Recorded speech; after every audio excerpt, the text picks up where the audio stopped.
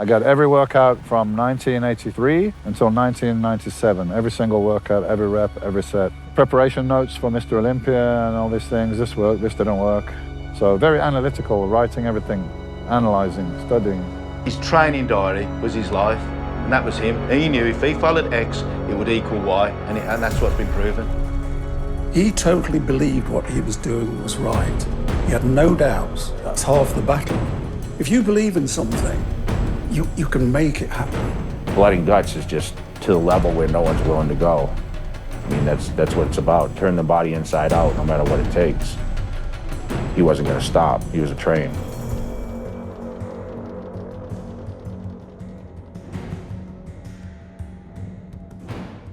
I was never going to be a men's physique. Didn't have much of an off season. I like his physique better. I'm always very energetic. I will have to put me as one of the greatest. Mr. Olympia was won by the back. So you think you can achieve an amazing physique in bodybuilding just using machines without free weights? You think it's possible?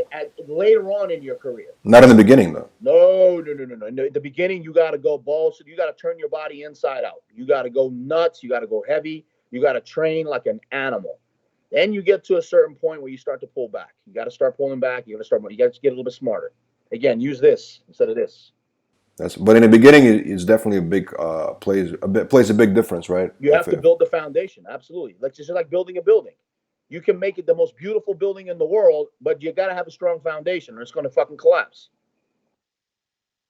True. I want to talk to you about cardio. Actually, I noticed that you've been making posts. You doing a fasted cardio every morning, right? Yeah. Talk about the importance of that, and what does it help exactly? Why is it beneficial to do fasted cardio? Beneficial in a couple of ways. Number one, it helps you start out the day with a boom. Okay, that's one of my favorite words. I always say boom to people, because you're in the first thing in the morning, empty stomach. You take your fat burners, your metabolic boosters. You get to the gym. It starts you out. I've noticed throughout all these years that when you do your fasted morning cardio in the morning, you're burning all day long. All day long, you're just going and you're going and you're going and you're going. It's just like a kickstart to the day, number one. Number two, it's the best way to burn fat because all the blood is not rushing to your stomach to digest the food. It's just rushing around to get that metabolism busted and burning and going so you can drop fat. You have to do your fastest cardio in the morning. You do it every day? You do it every day? Almost every day. And it actually, you mentioned the most big benefit is burning actual fat, right? So you don't, especially when you're a bodybuilder, right? You don't store that fat when you do that. Correct. And I give the formula out. I'll give it again right now. It's very simple. First 15 minutes is warm up. You're not doing shit for the first 15 minutes other than just warming up. 15 minutes to 30 minutes, you're losing water. You still haven't burned any fat. 15 minutes to 30 minutes. 30 minutes to 45 minutes is when you're starting to burn your fat. 45 minutes to 60 minutes, you're at optimum fat burning. Optimum fat burning. So it's got to be a full hour, you're saying? That's it all. I mean, I'm going with the basics of basics of basics.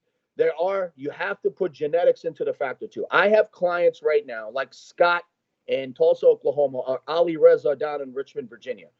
These guys, if they don't eat McDonald's twice a day, every day, they would disappear. That's how fast their metabolism is. They don't need that at all. Any cardio leading up to the show, because if they did, they'd get skinny. So you have to work with what God gave you, what your parents passed down to you. Use your genetics, find out your formula, and go. But in general, yes. Most people, not genetic 1% mutants. Most people have to do their cardio in the morning and use that formula.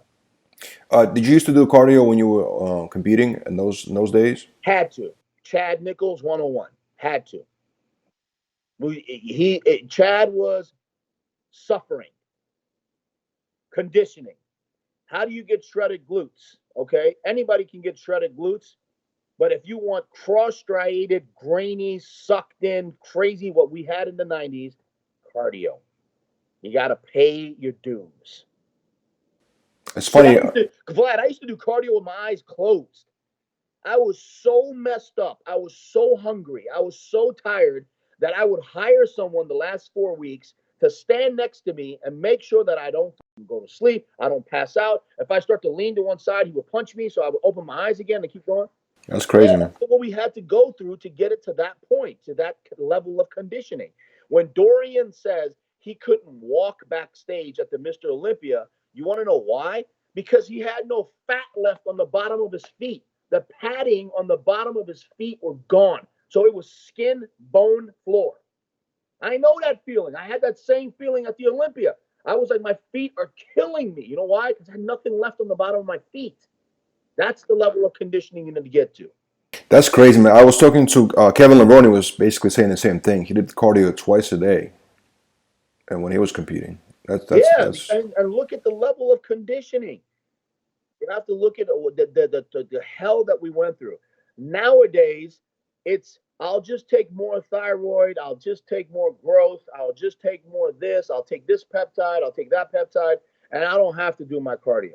Back then, it was like that. I'm waking up, I'm going to the gym, I'm going to pound 60 minutes of cardio no matter what.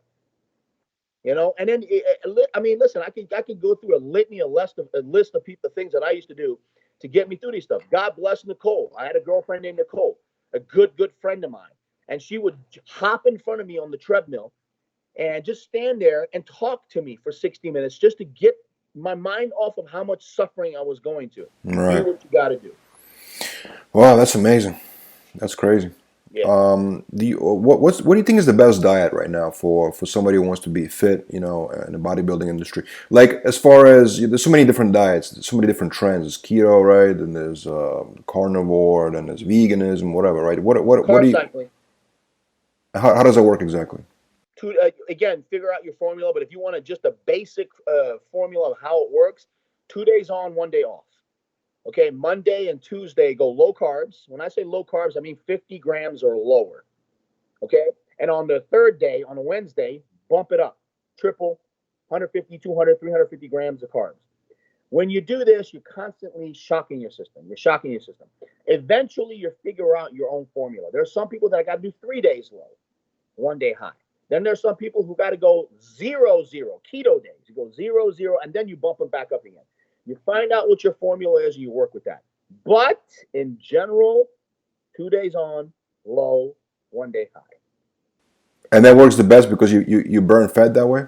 Yeah, you're constantly shocking your system. Plus, it keeps you sane.